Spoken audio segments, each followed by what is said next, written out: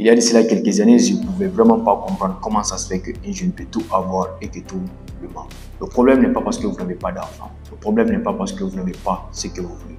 Le problème est simple. C'est de comprendre le fonctionnement des neurotransmetteurs qui est dans le cerveau. C'est la dopamine. La dopamine est un neurotransmetteur qui intervient dans ce qu'on appelle la régulation du circuit de la récompense, dans la régulation de ce qu'on appelle de la motivation et de la régulation de ce qu'on appelle de l'humeur.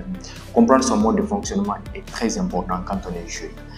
D'après les recherches que j'ai menées, j'ai constaté que les hommes préhistoriques n'avaient pas ce qu'on appelle la notion de stockage. Ils étaient obligés d'aller à la chasse tous les jours pour avoir la nourriture de la faim. Mais sauf qu'aujourd'hui, nous n'avons pas besoin d'aller à la chasse.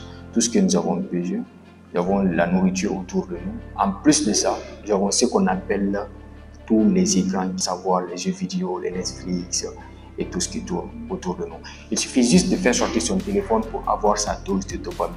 Il suffit juste de manger un petit chocolat pour avoir ce qu'on appelle sa dose de dopamine. Mais à ce niveau, on confond deux choses, ce qu'on appelle la notion du plaisir, mais aussi le bonheur.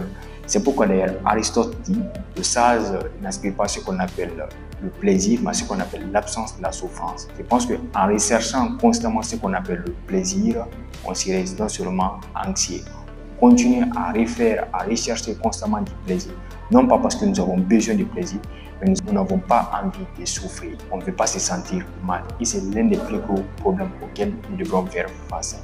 Et le plus important, c'est de faire un choix conscient en différenciant ce qu'on appelle le plaisir et le bonheur. Parce qu'il faut prendre la responsabilité d'appuyer sur la partie qui fait mal. C'est non seulement en appuyant sur la partie qui fait mal et la souffrance, en travaillant sur ses objectifs, en travaillant sur ce qui compte vraiment, au lieu de rechercher constamment ce qu'on appelle le plaisir pour ne pas se sentir mal.